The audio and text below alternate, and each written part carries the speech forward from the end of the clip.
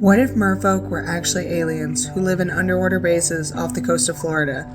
Brings a whole new meaning to the term Florida Man. Florida Man lures sailors to their doom with his siren song. This video is going to be all about merfolk.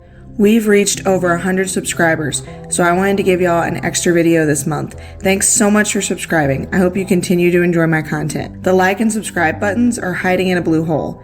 If you like and subscribe, they will emerge once again to drown sailors. In today's video, we will explore the origins of mermaids, types of mermaids, and the possibility that they exist even today. So who are the world's first merfolk? Humans have been reporting aquatic humanoids since early BC times. It is commonly believed that Kalulu and Kaliltu are the oldest depictions of these beings. From 3rd millennium BC through the 7th century BC, Kalulu, meaning fishmen, and Kaliltu, meaning fishwomen, appear in ancient Mesopotamian art. According to the Babylonian creation epic Enuma Elish, the Kalulu are birthed by the goddess Tiamat and are defeated by the Babylonian god Marduk. We don't have a lot of knowledge about what ancient people believed about the Kalulu and Kaliltu, but it is interesting that they are depicted as a race with males and females. Is this because ancient people were describing a real race? Another interesting fact to note is that they were depicted as humanoids with fish characteristics, sometimes including the traditional human upper body and fishtail look that we still associate with merfolk today. Is it plausible that an animal could look like that? As far as science is concerned, there are no aquatic or amphibian primates. However, sometimes we don't know that something's possible until someone discovers it. Take bumblebees, for instance. Science can't explain how they fly, but everyone knows that they do. It is also possible that merfolk are actually aliens and use advanced technology or diving suits that enable their bodies to look human or primate-like while withstanding the unique pressures and stressors of aquatic life. And of course, myths often ascribe human-like qualities to animals, and this doesn't mean the animals do not exist, just that ancient people did not always describe them accurately. There's an alleged 1986 mermaid sighting in the Black Sea that describes a mermaid with eyes much larger than a human's, which would make sense for a deep-sea creature living in a low-light environment. In world mythology, merfolk can be divided into fresh and saltwater, just like real-life aquatic animals. There are very few merfolk that live in both fresh and saltwater, again, like real animals. Within these two categories, merfolk can have fish characteristics or look completely human. Sometimes they can be shapeshifters, pure human in some tales and fish-like in others. Lastly, although most picture merfolk as human-sized, they can be truly enormous. It's worth noting that deep-sea gigantism is a real phenomenon in nature, and so if there were merfolk, this could explain their huge size and some of the lore. Every culture on Earth has merfolk stories, and now I will cover some of them before moving into the modern era. There are literally thousands of merfolk myths, so I have chosen a fresh and saltwater merbeing for each continent. We'll start in Africa with the Onegegi and Mamiwata. Onegegi are female river mermaids from Yoruba mythology. The drawing on screen comes from the book 1400 Cowries and Other African Tales by Abayami Fuja. This is where most of my information on the Onegegi comes from. In The Beautiful Girl and the Fish, a Yoruba story, a woman marries a fishman who was perhaps the male version of an Onegegi. He lived in a lavish palace under the sea, much like many other merfolk the world over. When the fish husband is killed, his wife throws herself into a river and becomes the first Onegegi. Onegegi are most likely linked to Yamoya, a Yoruban deity whose name means mother whose children are fish. In some stories, she turns herself into a river, similar to the woman from The Beautiful Girl and the Fish, who throws herself into a river and becomes a merbeing. Up next, Mamiwata is both a fresh and saltwater merbeing. Mamiwata has many names and many myths throughout Africa and the African diaspora. Sometimes she is a singular being, and other times the name, which means mother water, is a term for female water spirits. They are always female and matronly, associated with snakes, and are often depicted with a fishtail. Mamiwata represents the sacred, life-giving nature of water, and although they can be dangerous, they are positive figures. Moving east, in Asia, we have the freshwater kappa and the saltwater shokoi. Kappa come from Japanese mythology and are quite different from the merbeings I've covered so far. They are more reptilian, and in previous videos I've linked them to modern myths of beings such as reptoids. I'll include a link to that video in the description. The river-dwelling kappa are child-sized and have monkey and reptile-like features, but their most striking trait is the dip in the top of their head that is full of water. If the water is spilled, they will lose their supernatural powers. This reminds me of the European selkies and marrows, who lose their powers if they lose their seal skins or magic caps.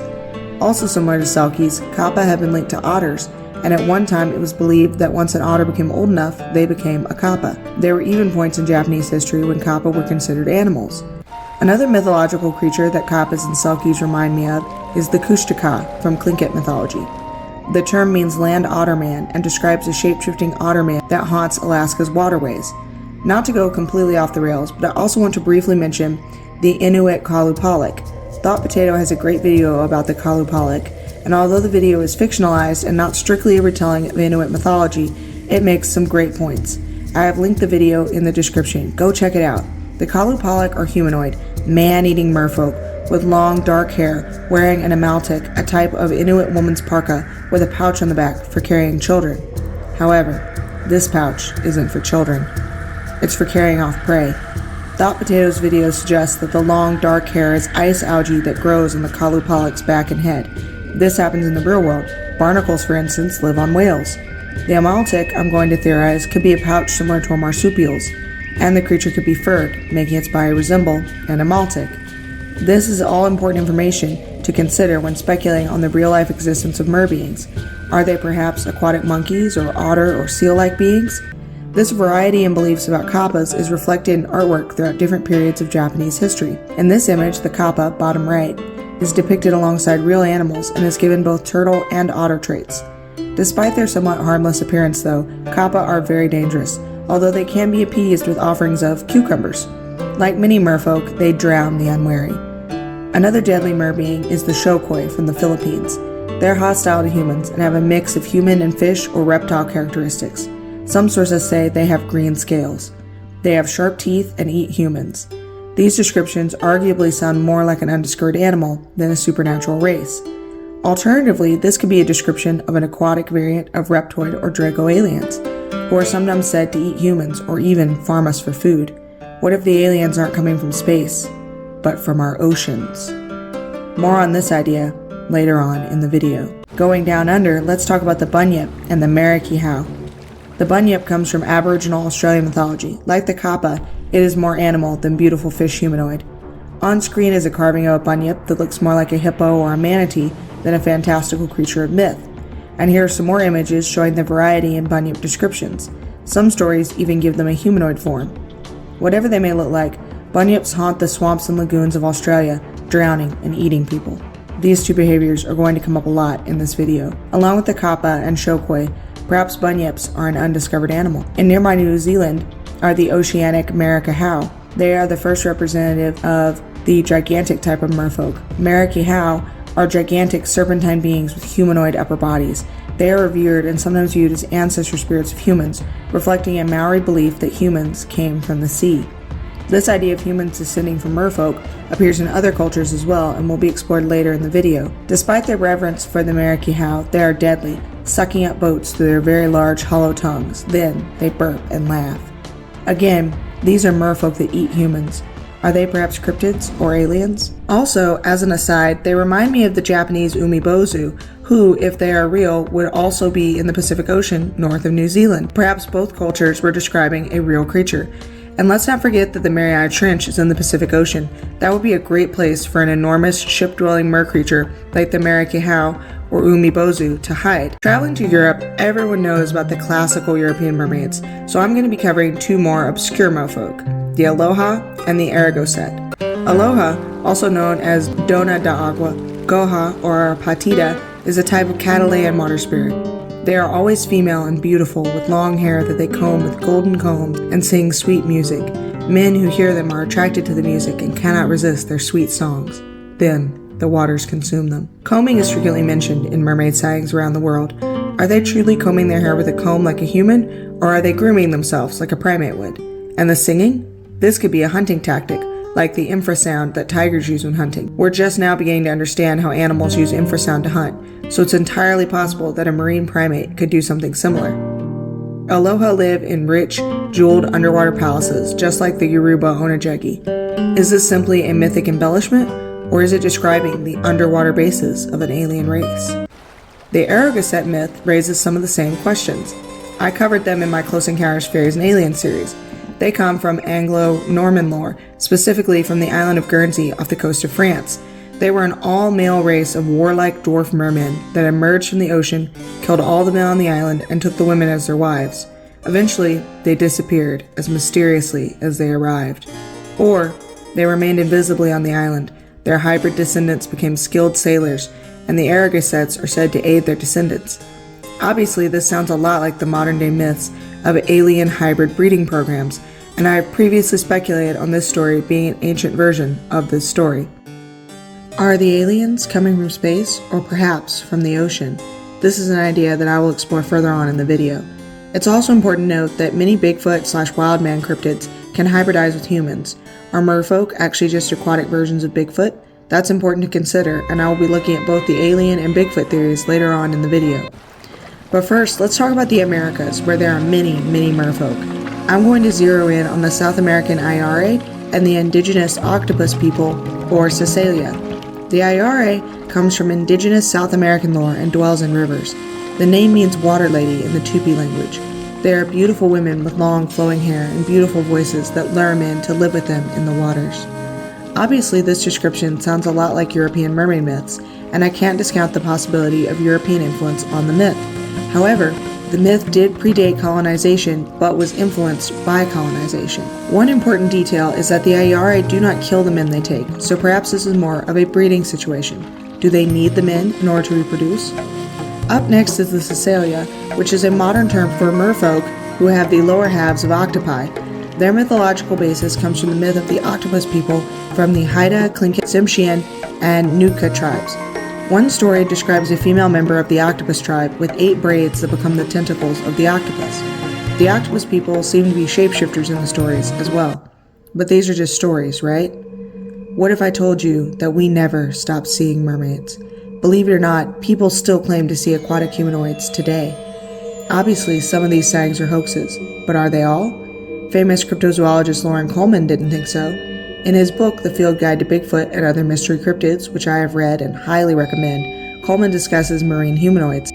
This is a book primarily about cryptohominids, such as Sasquatch, so why does Coleman bring up merfolk? Well, there is an overlap. Some of these mystery primates are semi or maybe even fully aquatic. The Honey Island Swamp Monster, Thetis Lake Monster, Scape or Swamp Lizard Man, and the Chupacabra are all mentioned in the book as possible merfolk. Is it possible that there truly could be undiscovered aquatic primates out there somewhere? Every year, 18,000 new species are discovered. Now, most of these are insects, but sometimes larger animals are discovered. The giant squid was first observed in the wild in 2004. This is an animal that grows up to 59 feet, and we only first observed it in the wild in 2004. And in 2024, a new species of anaconda was discovered in Ecuador. This snake was 20 feet long and 441 pounds, and we just now found it in the year 2024. We know less about our oceans than we do about the moon, so yes, I think a marine primate could be out there. It's one thing to believe merfolk could be hiding in Earth's oceans, but what about freshwater merfolk? Is that possible? I have a theory, and I want to stress that this is just a theory, and I am not an expert, but I think this theory is interesting, so I'm going to share it with you all.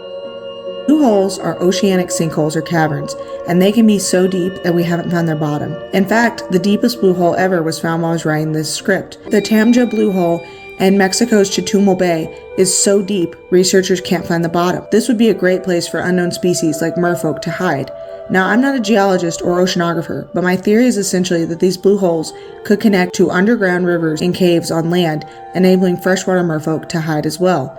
According to a New York Post article, scientists believe that the bays could form an intricate and potentially interconnected system of caves and tunnels that could potentially house undiscovered life forms. Additionally, there's a theory that the interference allegedly experienced in the Bermuda Triangle is caused by water superheated to the degree that it causes electromagnetic interference. If this phenomenon occurs in other places like blue holes, it could help conceal merfolk. There are over 4,700 caves in the US alone, and no one knows for sure how many there are worldwide. They could be hiding many things. I want to specifically mention Devil's Kettle Waterfall, the Song Dung Cave in Vietnam, and Dragon's Breath Cave in Namibia. Devil's Kettle Waterfall is a mysterious waterfall that seems to disappear into sheer rock. Some people think that the water flows through underground tunnels out to Lake Superior, but no one knows for sure where the water goes. I point this out to show how mysterious Earth still is.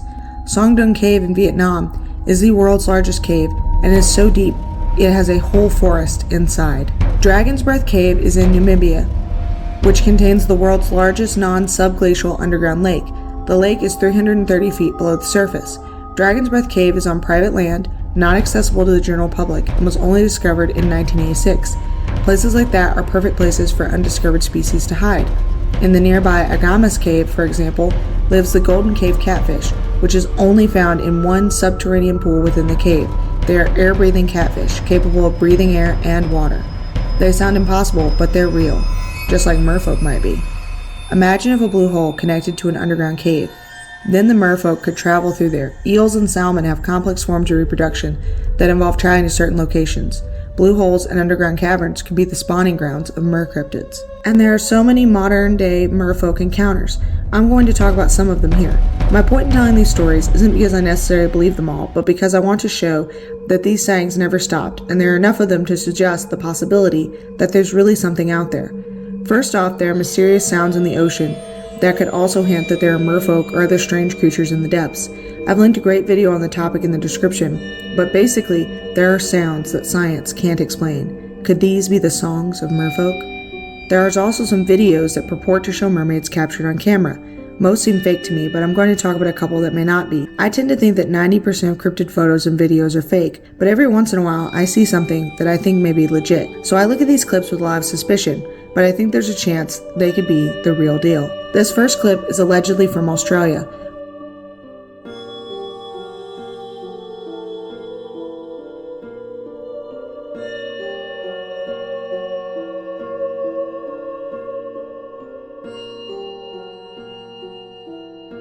What's interesting about this clip is the way the merperson swims. They swim very quickly and keep their arms relatively close to their sides, which is not how humans typically swim. However, there are humans who train to swim like mythical merfolk, and so that could explain the video. Still, this is one of the more convincing clips I've seen. The next clip comes from Russia.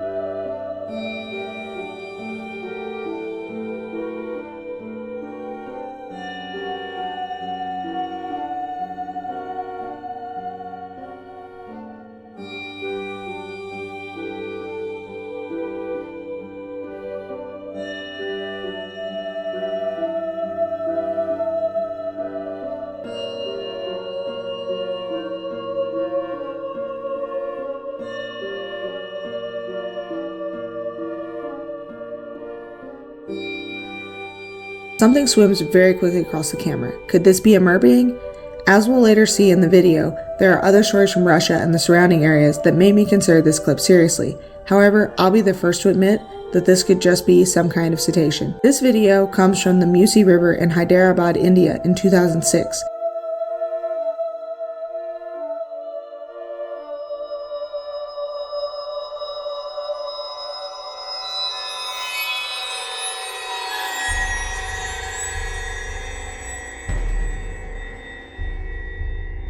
The inhuman nature and fish-like movements of the creatures is why I chose to include it, although I do wonder why these creatures surfaced. However, the increasing pollution could be why they came to the surface, as pollution is a huge issue for this river. As of 2021, the river is so polluted that it is not even fit for irrigation. It is possible that this video shows some of the last Musi River merfolk. The final clip I'm going to show was filmed during the Japanese tsunami of 2011 and seems to show a merperson emerge from the water. Its tail transforms into two human legs and then it disappears.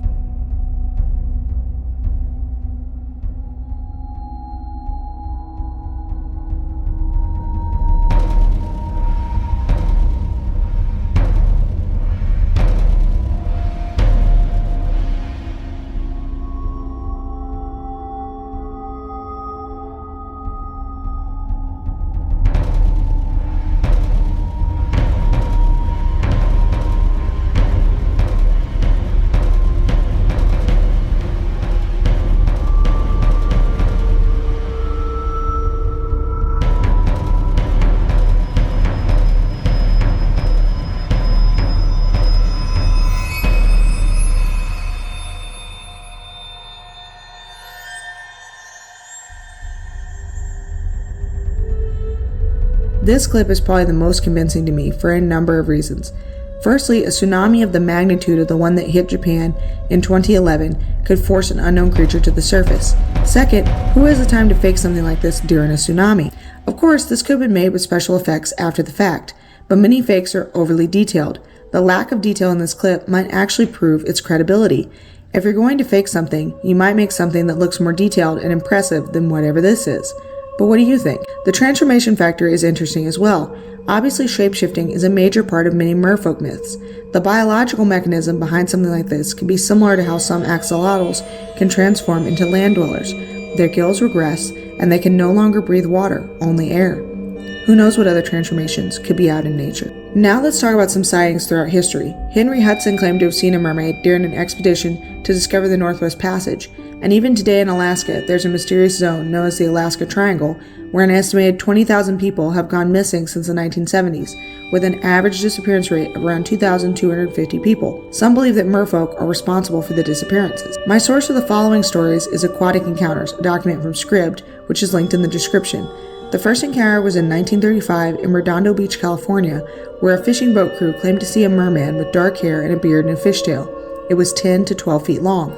And in 1947 in Scotland, a man saw a mermaid with long blonde hair that she was combing. This sounds exactly like traditional European mermaid descriptions. 1951, Chirundu, Zimbabwe, the Zambezi River. A mother and daughter saw a topless white mermaid with black hair and the tail of a fish that would allegedly steal people if they spoke about seeing her. This story is interesting for a number of reasons. Was the mermaid white like a white person, or white like the underbelly of a fish? Is it a Zimbabwean belief that speaking about mermaids enables people to steal them? If anyone knows more about this, please share in the comments. Also, the Zambezi River is the fourth longest river in Africa, the longest east-flowing river in Africa, and the largest flowing into the Indian Ocean from Africa, so it's not impossible for it to be hiding merfolk. Occasionally sharks swim up rivers inland, so merfolk could too. Perhaps this mermaid was actually from the Indian Ocean. Another river story, this one from Tambopata River in Peru. It purportedly took place in 1976. A woman named Elena was canoeing on the river when she met a mysterious woman named Rogelia. She was strikingly beautiful with bright green eyes, blonde hair, and very white skin. She wore a shiny green outfit. Was she an Ayare? Only Elena could see Rogelia, but the two women became friends. But there were things about Rogelia that concerned Elena. Once she said that she wanted to steal the young son of one of Elena's neighbors, and so she warned her neighbor to keep a close eye on the boy. Elena claimed that beneath the waters of the Tambopata River were new lands and houses just like those on the surface. She claimed that Elena would not drown if she traveled down there, because everything was the same below as above. Rogelia made a pact with Elena, telling her that when she heard her whistling for her to come outside, but when Elena heard the whistling, she was frightened and did not meet with Rogelia. The whistling aspect of the story is especially fascinating to me. For some reason, whistling comes up a lot in wild man / Bigfoot lore around the world. The Slavic Leshy, Russian Afanya, Central Asian Golubyavin, and the Appalachian feral people are all known to whistle. Is it just because hearing whistling when you know there shouldn't be people around is creepy? And so we have myths about whistling because of this fear?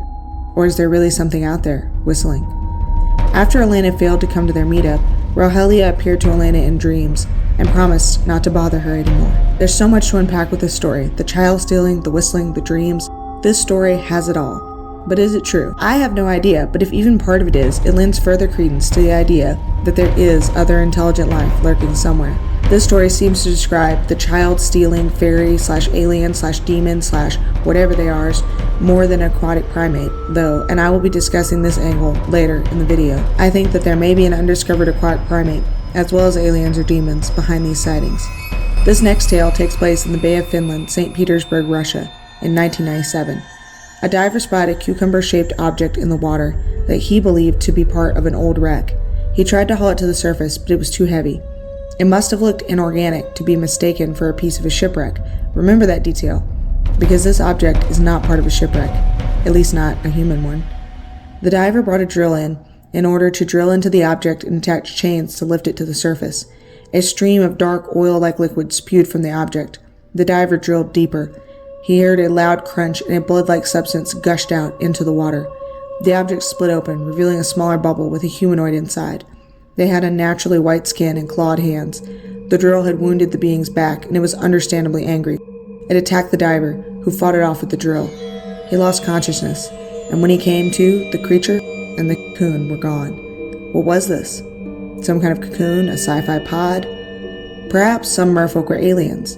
The Lake Baikal swimmers also seem to support this theory. Lake Baikal is a massive Siberian lake that has the distinction of being the deepest continental body of water with a maximum depth of 5,315 feet. There are few lakes more perfect for merfolk sightings than Lake Baikal, and in 1982, the Russian military supposedly encountered merfolk within the lake. These beings were 9 feet long and were either wearing silver bodysuits or were silver colored. They had transparent spheres on their heads that resembled open umbrellas.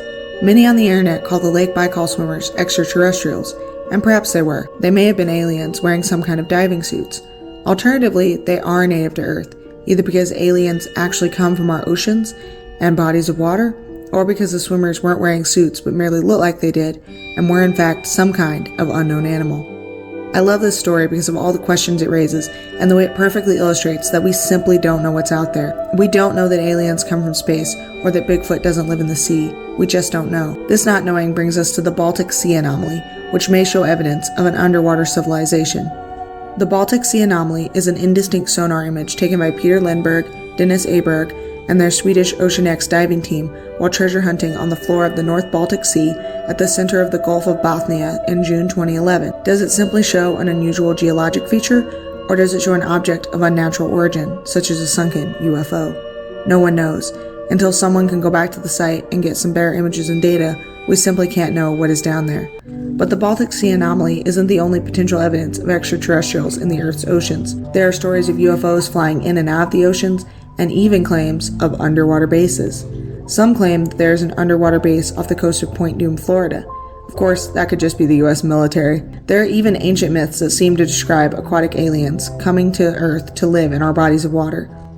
In the Dogon creation myth in Mali, the Nomo are amphibious beings with the lower halves of fish who came from the sky, dwelled in rivers and lakes, and taught the Dogon people about the stars and planets. This sounds an awful lot like aliens coming to Earth. So, are merfolk aliens? Share your opinion in the comments. Let me know in the comments if y'all want more mermaid content. I'm planning to do a series of YouTube shorts like my Bigfoot series where I will cover every merfolk on Earth. So keep an eye out for the mysterious beings lurking in our planet's waters. And I'll see you soon in my Cinderella episode.